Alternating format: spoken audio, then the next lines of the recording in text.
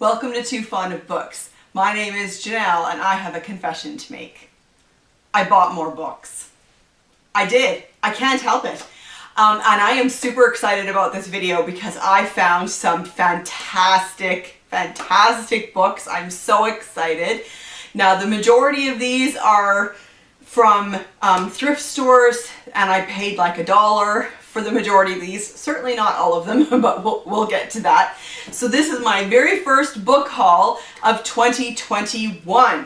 First up is Allison Brennan, Cold as Ice. This is a book that I won on a Goodreads giveaway.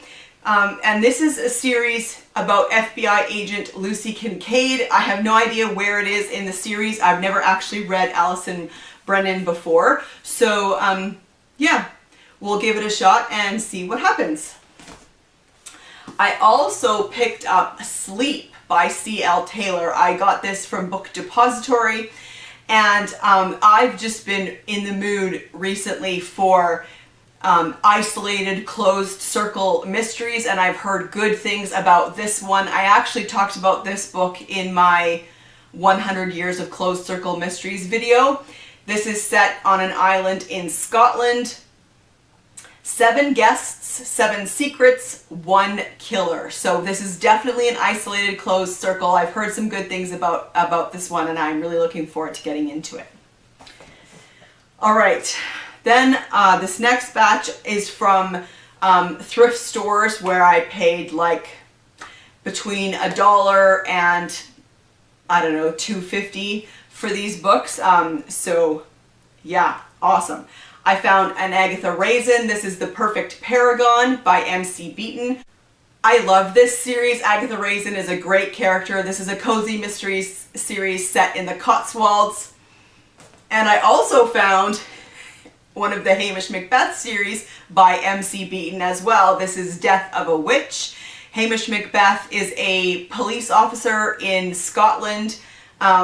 He is a constable in a village. He doesn't have huge ambitions. He likes where he lives and he wants to stay there. And again, they're just a fantastic series of cozy mysteries set in the Highlands of Scotland. I found a couple more Wycliffes. This is a police procedural series by W.J. Burley. The main character is Superintendent Wycliffe, or I believe he starts as a superintendent and he becomes a chief superintendent. They are set in Cornwall, and these were written in the 80s and the 90s, I believe. And so I found Wycliffe and the Windsor Blue and Wycliffe and the Quiet Virgin.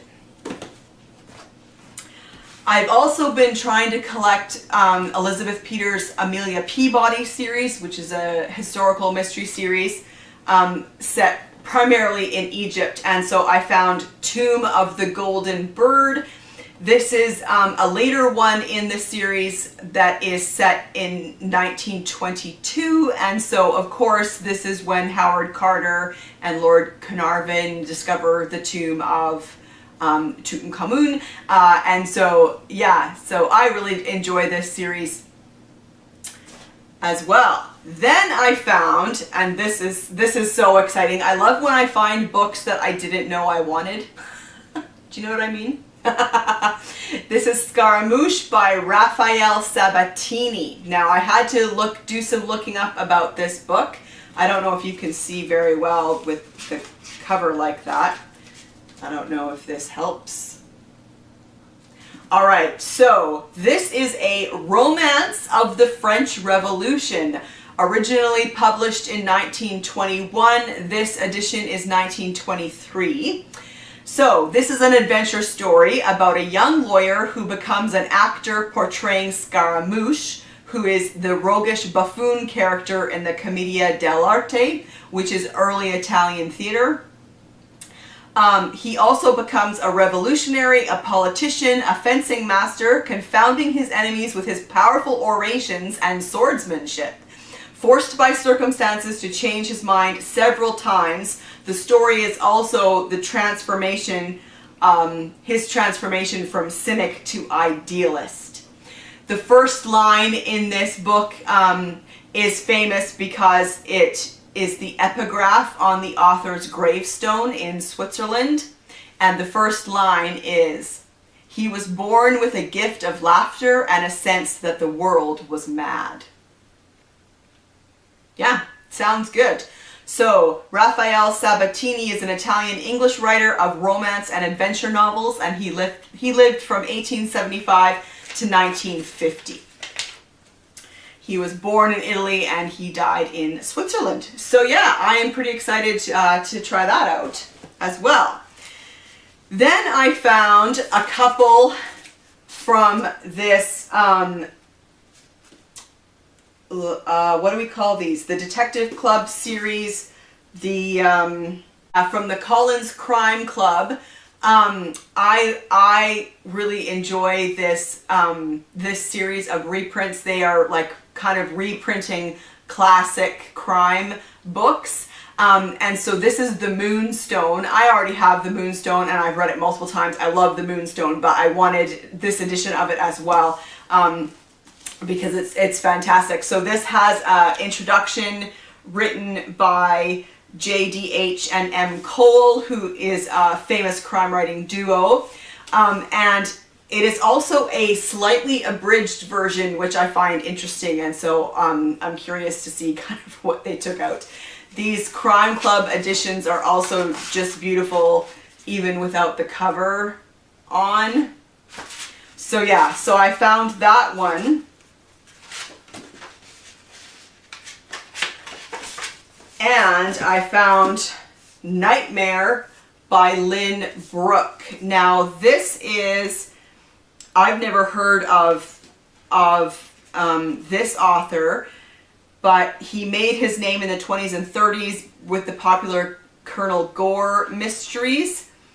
But this one is not one of those. This was originally published in 1932. Simon Whalley is an unsuccessful novelist who is gradually going to pieces under the strain of successive setbacks. Brooding over his troubles and driven to despair by the cruelty of his neighbors, he decides to take his revenge in the only way he knows how, by planning to murder them. And then I was so excited to see this, and I can't even believe that I paid less than $2 for this, and it is The Shorter Pepys. Also, I laughed out loud when I saw that because this is a monster of a book. It's over 1,000 pages. Before I found this, the only Pepys that we had was this, which is a very abridged version, obviously. But this is put together by Robert Latham, and it is University of California Press. So, it is called The Shorter Pepys because the whole of Samuel Pepys' diary is a multi-volume set. This is 1/3 of the original. So they are accurate to call it The Shorter Pepys, but I still think it's hilarious. So Samuel Pepys is a man who lived in the 16, kind of the mid-1600s. He was a naval administrator in the court of King Charles II, and so he knew some of the most powerful figures of his day, but he also just kept a diary of his everyday life, and that's why this is just such a fascinating look at life for the normal person in the 17th century. Is 17th century right? I always get that wrong. So his diaries covered the years 1600 to 1699, which is a fascinating decade in English history. It covers the restoration to the throne of King Charles II.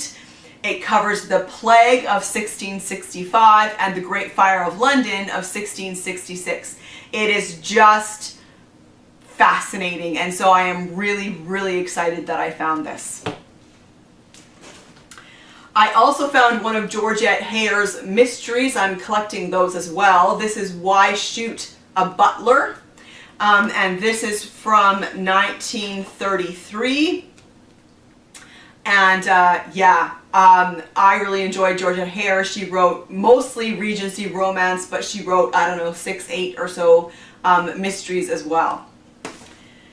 And I found a great edition of Mary Stewart's Thunder on the Right. I already owned the book, but this edition is just fantastic, and it was only $1, so I decided to pick it up. I really like Mary Stewart, and this is one, Jenny is astounded to hear that her beloved cousin Jill has entered a convent and travels up to the untouched beauty of the Pyrenees to in search of an explanation, but a mesh of intrigue awaits her arrival, and Jenny must throw herself into a dramatic and dangerous search. I found a copy of The Dante Club by Matthew Pearl. This is a historical mystery set in Boston in 1865, a series of murders, all of them inspired by scenes in Dante's Inferno. Only an elite group of America's first Dante scholars, Henry Wadsworth Longfellow, Oliver Wendell Holmes, James Russell Lowell, and J.T. Fields can solve the mystery. With the police baffled, more lives in danger, and Dante's literary future at stake, the Dante Club must shed its sheltered literary existence and find the killer. I found Thank You, Jeeves by P.G. Wodehouse, also in a fantastic edition. I just think this is really, really fun. So I'm slowly collecting P.G. Wodehouse as well, and I didn't know it when I found it, but this is actually the first full-length novel featuring Jeeves and Worcester. This is from 1934. P.G. Wodehouse had already written 4 Jeeves and Worcester, but they were short story collections, and so this is the first full-length novel, so I'm really excited to have this. I also love that it has reviews from Stephen Fry and Hugh Laurie, because Stephen Fry and Hugh Laurie famously played Jeeves and Worcester for a long time on British TV. Stephen Fry says, "You don't analyze such sunlit perfection, you just bask in its warmth and splendor." And Hugh Laurie wrote, "The funniest writer ever to put words to paper." All right, and then I found The Royal Box by Francis Parkinson Keyes. This is maybe a little more helpful. This is a novel from 1954, Romance, Murder, and Intrigue in London. So Francis Parkinson Keyes is an American writer, but this particular book is set in London. An American diplomat is poisoned in the Royal Box at London's Ellen Dairy Theatre. That sounds good. I also found one of the Gideon series by J.J. Marric. J.J. Marric is a pseudonym for John Creasy, and his J.J. Marric Gideon series. Gideon is a, hang on, wait for it. He is a superintendent, no, a commander at Scotland Yard. And this book is from 1970. It's from 1970. So this series, I'm not sure how many books are in this series, but they started in the 60s and they did go on into the early 70s at least. And so yeah, I'm excited that I found another one. I now have 2 in this series. And I found Captain Alatriste. This is by Arturo Perez-Reverte, who is a very famous Spanish writer, and it's been published, or it's been translated now into English. This was written in 1996, published into the English in 2005, translated by Margaret Sayers Payden. So this is the first in a series about a 17th century swordsman. It is set in Madrid, and it is called a literary thriller. It is also called a literary adventure, so sounds good to me. And I found another in the Justin De Quincey series by Sharon K. Penman. I really like Sharon K. Penman. She writes fantastic historical fiction, and she also wrote 4 books in the Justin de Quincey series, which is historical mystery. These are set in they're actually all set in 1193, which I found this fascinating. This fourth book, this is the last book in the series, the fourth book in the series, and it starts late in 1193 and it moves into the early months of 1194. And so what's so interesting to me is that these 4 books were written between 1996 and 2005, but they cover kind of like 1 year in English history, which is so fascinating. So in 1193, Richard I, the Lionheart, is King of England, but he is, at that point in time, 1193, he is being held hostage in Europe. He's being held for ransom. And during that time also, his brother John is making a bid for the throne. So it's a fascinating time in English history. Their mother is Eleanor of Aquitaine. And so yeah, I'm so excited. I only have 1 more book to find in this series and then I will have all 4 of them. And also, can I just comment on how absolutely gorgeous this cover is? I just think that it is so beautiful. And can I show you without the dust jacket on? Oftentimes with modern books you get nothing, but isn't that beautiful? Can you see? So yeah, I was very excited to find that as well. And then I found, I've just discovered this series and I actually have the first book out from the library, but our library doesn't have all of them, so I grabbed this because it was only $1. So this is a series that was written in the 90s, set in Scotland, and this one is called A Death in the Family by C.F. Rowe, and this is a Dr. Jean Montrose whodunit. So these are mysteries, but the main character is a doctor. She's a GP, and they are set in Perth, I believe. So yeah, I'm more than willing to give that a shot as well. Now, what I have next to show you is just super, super exciting. So I went to Spafford Books, which is a bookstore here in the city that has been around for a very, very long time. And they